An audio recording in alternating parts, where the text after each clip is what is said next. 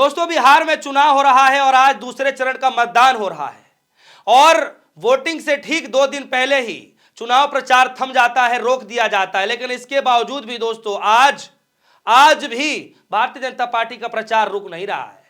मैं ये नहीं कह रहा हूं कि पार्टी के द्वारा प्रचार किया जा रहा है, बल्कि कई जगहों से ऐसी तस्वीरें निकल कर के आ रही हैं, कई जगह से ये तस्वीरें निकल कर के आ रही हैं कि जो पोलिंग बूथ पर बैठे हुए भारतीय जनता पार्टी के जो एजेंट हैं वो पर्ची बाकायदा प्रधानमंत्री मोदी जी की छपी हुई तस्वीर वाली जो है पर्ची बांटते हुए नजर आ रहे हैं।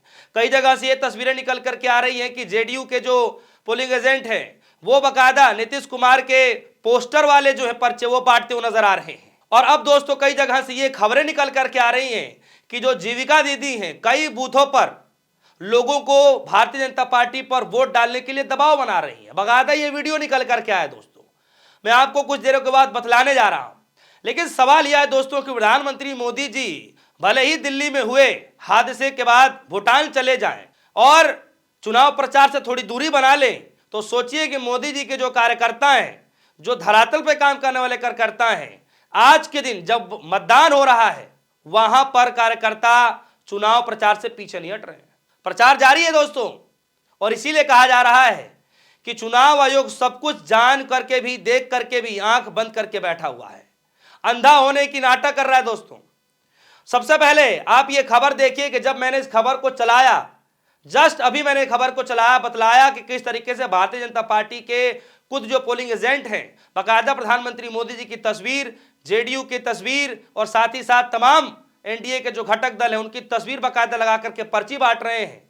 तो इस खबर चलाने के बाद दोस्तों, खबर चलाने के बाद चुनाव आयोग सख्ती में आता है और 2-4 लोगों के ऊपर एफआईआर कर देता है। जी हाँ, खबर चलाने का नतीजा है कि कुछ लोग एफआईआर हो जाती है, कुछ लोगों पर एफआईआर कर दिया जाता है। लेकिन अब यह खबर निकल करके आ रही है कि बाकायदा जीविका दीदी दूसरे लोगों पर दबाव बना करके बीजेपी पर वोट डालने के लिए कह रही हैं, यह भी बतलाऊंगा।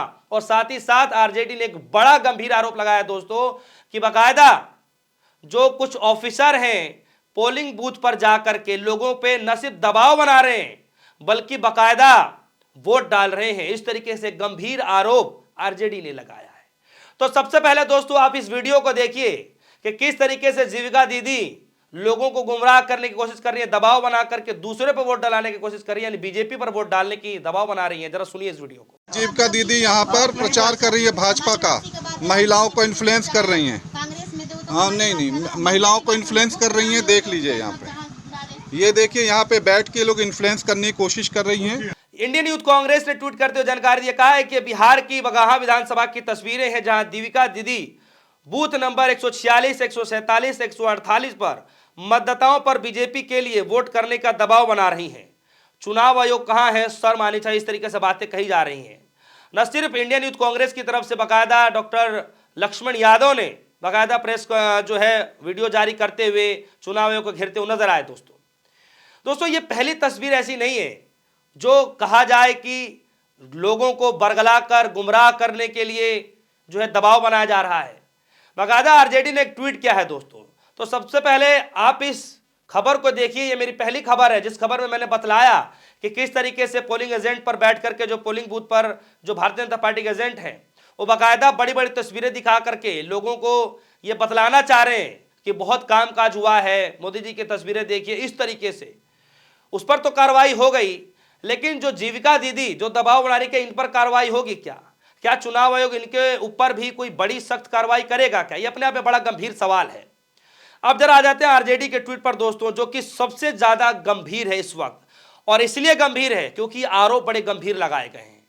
और हालांकि बार बार ये कहा जाता रहे कि आरजेडी पार्टी जब भी ट्वीट कर रही है बड़ी जो है गंभीर मसलों पर ट्वीट कर रही है, लेकिन इसके बावजूद भी चुनाव आयोग नींद से उठ नहीं रहा। जरा देखिए क्या है, लिखा क्या गया है कि 227 इमामगंज विधानसभा के बूथ नंबर 60 में प्रिसाइडिंग ऑफिसर खुद पोलिंग कंपार्टमेंट में जा करके मतदाताओं पर दबाव डालकर वोट डलवा रहे हैं।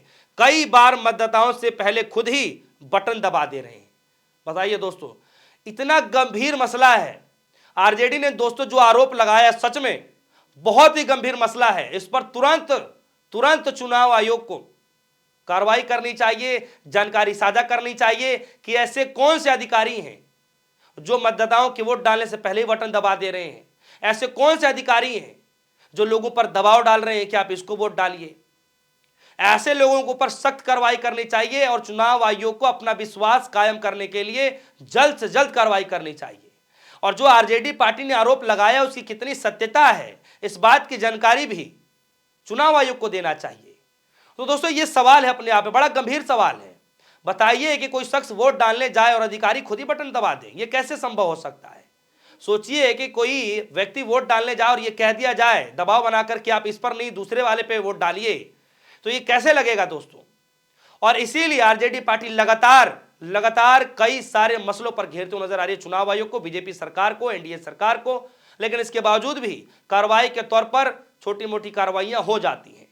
हालांकि कार्रवाई करनी चाहिए, कितनी तेजी से कार्रवाई होती है तो देखना बड़ा दिलचस्प है, क्योंकि आज दूसरे चरण का मतदान हो रहा है और कई जगह से तस्वीरें निकल करके आ रही है कि जेडीयू के जो पोलिंग एजेंट हैं जो पोलिंग बूथ के बाहर बाकायदा बड़ी बड़ी तस्वीरें लेकर के, जेडीयू की तस्वीरें लेकर के, बाकायदा पार्टी के चिन्ह वाली तस्वीरें लेकर के, पोस्टर लेकर के लोगों को दिखाने की कोशिश कर रहे हैं कि आपको क्या करना है, समझाने की कोशिश कर रहे हैं कि आपको क्या करना है। बाकायदा कोई लोगों ने दोस्तों वीडियो भी बना दिया, उस पोलिंग एजेंट का नाम भी उजागर कर दिया, तस्वीरें भी उजागर कर दी जो जेडीयू पार्टी से जुड़ा हुआ है। और दूसरी तरफ बीजेपी के पोलिंग एजेंट किस तरीके से कर रहे हैं आप सभी के सामने है, जिसको लेकर के खुद मैं आपको बता दूं कि जिनके ऊपर जिम्मेदारियां दी गई हैं बिहार के अंदर चुनाव कराने की, यानी चुनाव आयोग की टीम के द्वारा ये साझा किया गया, जानकारी दिया गया है ट्वीट के माध्यम से कि 2 लोगों की गिरफ्तारियां की गई हैं। यानी खबर सत्य है, इसीलिए कार्रवाई की गई है। तो क्या सिर्फ एफआईआर कर देने से मसला शांत हो जाएगा? यह अपने आप में बड़ा गंभीर सवाल है। और सवाल इसलिए भी पूछा जा रहा है कि चुनाव आयोग सिर्फ इन सब मसलों पर सिर्फ जानकारियां ही देने का काम करेगा या फिर कुछ कार्रवाई भी करना होता है? जरा देखिए कि लक्ष्मण यादव क्या कह रहे हैं। जो जीविका दीदी वाली जो वीडियो वायरल हुई, तो कह रहे हैं यह वीडियो बिहार के बगहा विधानसभा का बताया जा रहा है। यह जीविका दीदी बूथ नंबर 146, 147 और 148 पर मतदाताओं पर भाजपा के पक्ष में वोट डालने का दबाव बना रही हैं। कृपया इस वीडियो की जांच करें और दोषियों के खिलाफ कठोर से कठोर कार्रवाई करें। Dear election commission of India, ये टैग किया गया है।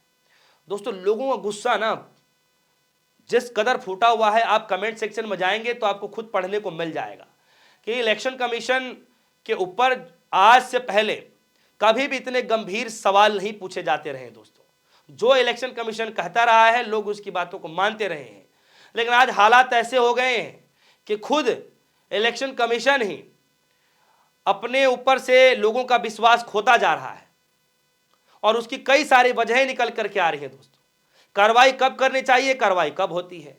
शिकायत किया जाता है 1 घंटे पहले और बाद में की जाती है। और ये मैं ऐसे ही नहीं कह रहा हूं दोस्तों, आप जाइएगा, जो मनीष यूट्यूबर हैं सन ऑफ बिहार, मनीष कश्यप, उन्होंने खुद आरोप लगाते हुए बताया कि उनके विधानसभा में आधे घंटे पहले जो है पहले से ही ईवीएम मशीन खराब थी और उनके शिकायत करने के बावजूद भी कोई कार्रवाई नहीं हो रही है। और बाकायदा वो रिकॉर्डिंग सुना रहे हैं, बाकायदा जो है कि किस तरीके से बातचीत की जा रही है, कितने घंटे तक ईवीएम मशीन खराब है, लेकिन कोई भी कार्रवाई नहीं की जा रही है। आप जाकर के उनके ट्विटर हैंडल पर देख सकते हैं, बाकायदा उन्होंने वीडियो डाला है। ये कोई मसला नहीं है, ये कोई बड़ा मसला नहीं है कि भाई आप किस पार्टी के कैंडिडेट हैं, किसके कौन पब्लिक किसको क्या वोट दे रही है, किस तरीके से दे रही है, क्या दिमाग में चल रहा है, ये एक अलग मसला है। मसला यहाँ पर पार्टियों से रिलेटेड नहीं है, मसला यहाँ पर है जनता का अधिकार, कि जनता का काम है वोट देना और उनको सुविधाएं मुहैया कराना इलेक्शन कमीशन का काम है। फिर ईवीएम 2 घंटे 3 घंटे तक अगर बंद रहेगा, खराब रहेगा, तो फिर किस तरीके से सुचारू रूप से चल सकता है दोस्तों?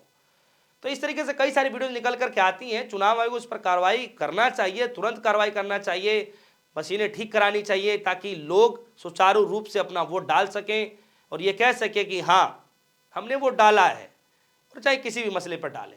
तो चुनाव आयोग को लेकर के दोस्तों आज भी सवाल ज्यों के त्यों पड़े हुए हैं, लगातार सवाल पूछे जा रहे हैं। कई जगहों से दर्जनों ऐसी वीडियो निकल करके आ रही हैं जिसको देखकर हर कोई हैरान है, स्तब्ध है, लेकिन फिर भी चुनाव आयोग की तरफ से कोई भी कड़ी कार्रवाई की संभावनाएं जो जताई जा रही है वो देखती हुई नहीं नजर आ रही है।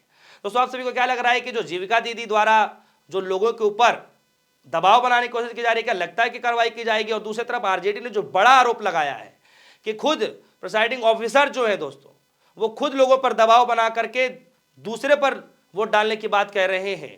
इस बात की जानकारी, इतनी बड़ी आरोप जो है आरजेडी पार्टी ने लगाया, और न सिर्फ ये दबाव बनाने की बात है बल्कि बाकायदा ये आरोप लगा के कहा जा रहा है कि खुद भी बटन दबा दे रहे हैं जो अधिकारी हैं।